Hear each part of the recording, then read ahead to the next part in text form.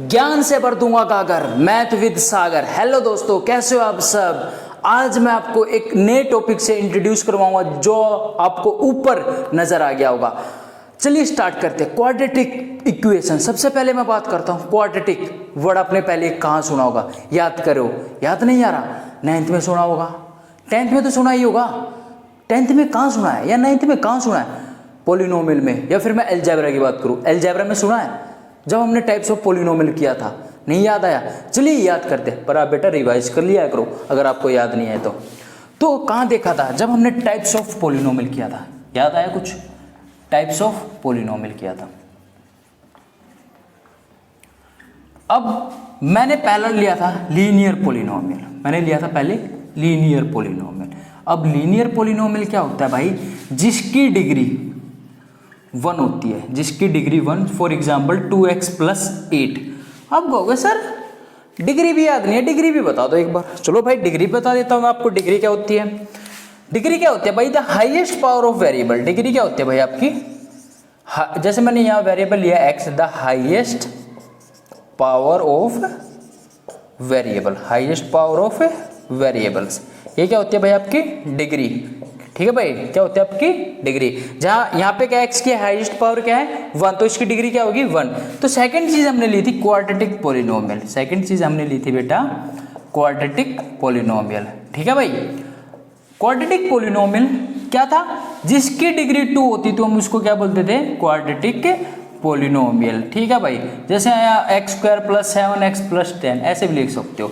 Quadratic equation जो quadratic polynomial होते, sorry, आप बहुत सारी बना सकते हो। ठीक है भाई। अब थर्ड चीज हमने क्या किया था? थर्ड चीज शायद हमने किया था क्यूबिक पॉलिनोमियल। थर्ड चीज हमने क्या किया था?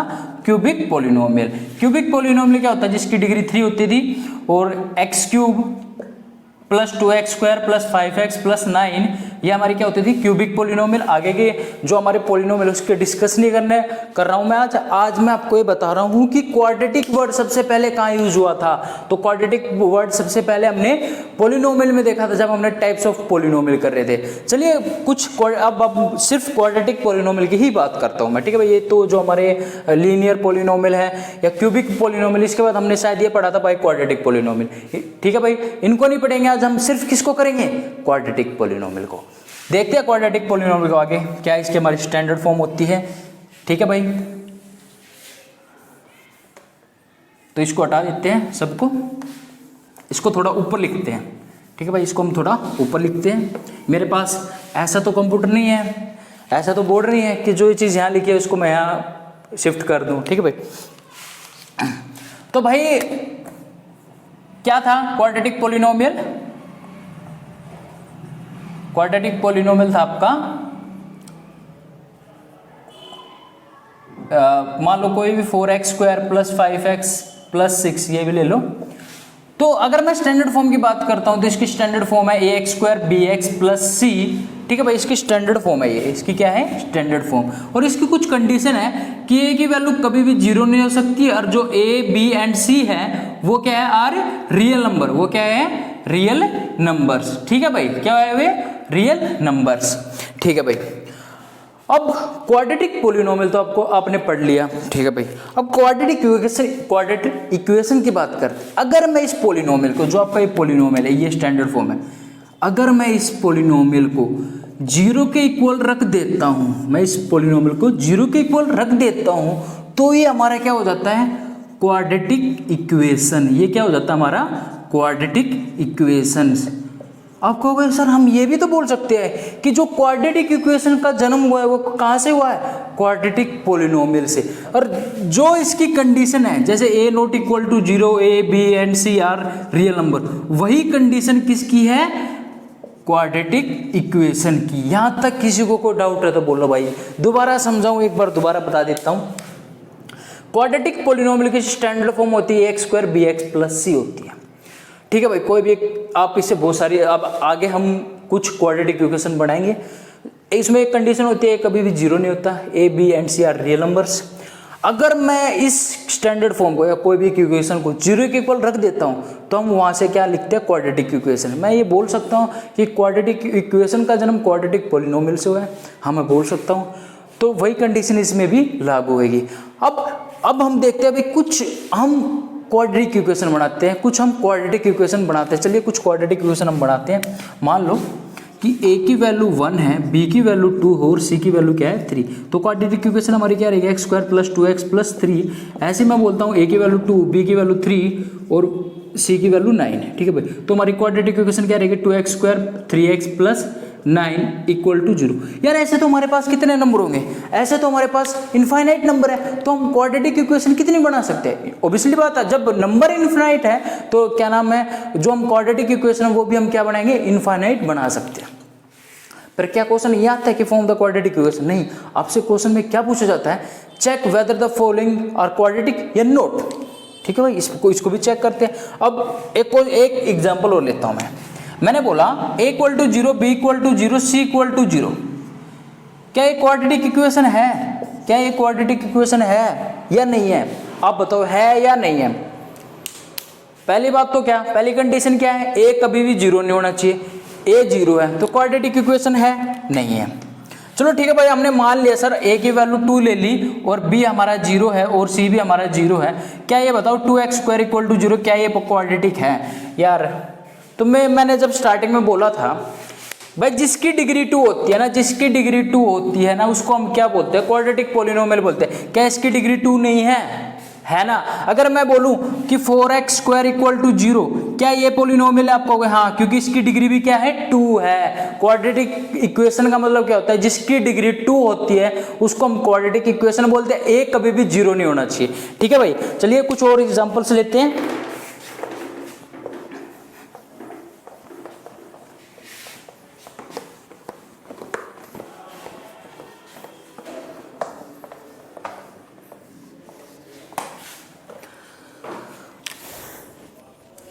अब मान लो यार, मैंने लिया कि a equal to 2, b equal to -3, c equal to 4 मैंने लिया, और मैंने लिया 3x plus 2x square plus 4 equal to 0।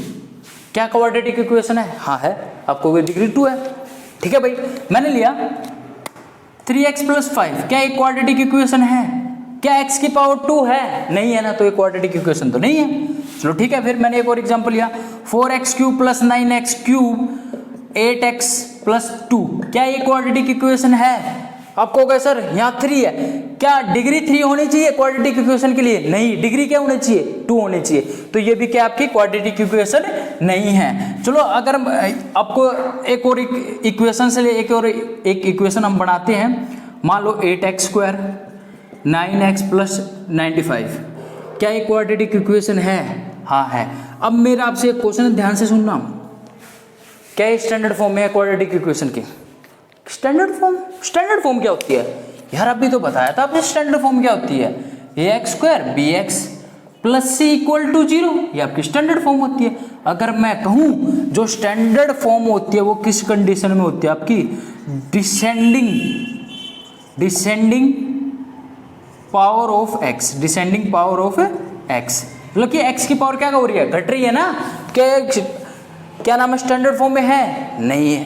क्या ये स्टैंडर्ड फॉर्म में है, हाँ है। अब मुझे बताओ क्या ये इक्वेशन, पहले तो देखो क्वाड्रेटिक है, क्या ये स्टैंडर्ड फॉर्म में है, पहले x की पावर 2, यहाँ क्या है 1, ये नहीं है, तो हम इसको कैसे लिखेंगे, 2x square minus 3x plus 4 equal to 0। ठीक है भाई, यहाँ तक किसी को कोई डाउट है, यहाँ तक किसी को कोई डाउट है। हमने क्या किया अभी तक, मैंने आपको पहले बताया था कि क्वाड्रेटिक वर्ड आपने कहाँ सीखा, मतलब कि कहाँ पढ़ा था, तो मैंने क्वाड्रेटिक का मतलब क्या हो दोबारा बता देता हूँ।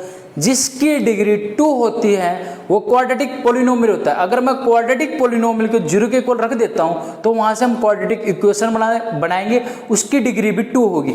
ठीक है भाई, अगर मान लो ये इक्वेशन आती है जिसकी इक्वेशन, जो इस इक्वेशन की डिग्री 3 होती है वो क्वाड्रेटिक पॉलिनोमियल नहीं होता। a कभी भी 0 नहीं होगा, अगर a 0 हो गया तो वो लीनियर हो जाएगी। यहाँ पे क्या है, a की वैल्यू क्या है 0, a की वैल्यू क्या है 0, तो ये हमारी जो इक्वेशन है वो किस फॉर्म में होगी, लीनियर फॉर्म में।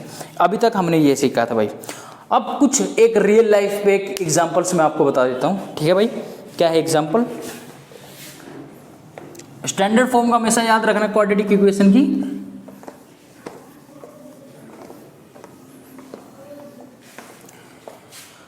मान लो कोई आपका एक कमरा है, ठीक है भाई, उसने बोला कि जो ब्रेथ है जो ब्रेथ है वो, ये भी बोल सकते हो आप, एक कमरा है आपके पास, ठीक है भाई, जो लेंथ है वो ब्रेथ से ट्वाइस है, जो लेंथ है वो ब्रेथ से ट्वाइस है, या फिर मैं ये भी बोल सकता हूँ जो ब्रेथ है वो लेंथ की हाफ है, ये भी बोल सकता हूँ मैं। अब मैं क्या बोल रहा हूँ, क्वेश्चन ध्यान से सुनना। आपको यहाँ रूम नज़र आ गया होगा, कोई भी एक कमरा, कि बस जो लेंथ है वो ब्रेथ से ट्वाइस है और एरिया दे रखा है 200, एरिया दे रखा है कितना 200। चलो ठीक है भाई, अब उसने दे रखा है एरिया कितना दे रखा है 200। We know that area of rectangle L into B, इसने हमने लेट किया, let breadth of rectangle, breadth of rectangle हमने मान लिया ब्रेथ ऑफ रेक्टेंगल हमने मान लिया एक्स, ठीक है भाई, यहाँ रेक्टेंगल लिख लेना भाई, ठीक है, स्क्वायर हो गया, थोड़ा ऐसे कर लो, ठीक है भाई। लेट ब्रेथ ऑफ रेक्टेंगल क्या होगा हमारा एक्स, तो ब्रेथ क्या, सॉरी ब्रेथ ऑफ रेक्टेंगल हुआ हमारा एक्स और लेंथ क्या रहेगी हमारी इसका ट्वाइस, मतलब कि 2x। तो एरिया क्या होता है लेंथ इंटू ब्रेथ, एरिया कितना दे रखा हमारा 200, ठीक है भाई, मीटर स्क्वायर। तो मीटर स्क्वायर यहाँ हटा दो, तो x इंटू 2x, तो 200 इक्वल टू 2x स्क्वायर। ये बताओ क्या ये क्वाड्रेटिक इक्वेशन नहीं है? क्या आप डेली लाइफ में क्वाड्रेटिक इक्वेशन में नहीं यूज कर सकते? कर सकते। अगर मैं x की वैल्यू निकालूँ तो x की वैल्यू हमारी क्या रहेगी +-10। क्या कोई भी तुमने क्या नाम है कमरा कभी तुम्हारा नेगेटिव होता है? नहीं होता। लेंथ कभी नेगेटिव होती है? नहीं होती। तो x की वैल्यू क्या रहेगी आपकी 10 मीटर। यहाँ तक किसी को डाउट है भाई? ये पूरा समझाऊं, दोबारा बताऊं, क्या आ गया समझ में? अच्छे से आ गया होगा, ठीक है भाई। अगर इस पूरे कॉन्सेप्ट में आपको कोई डाउट आता है तो कमेंट सेक्शन में करिए। अगर आपको मजा आया तब भी आप कमेंट सेक्शन में करिए। Thank you very much.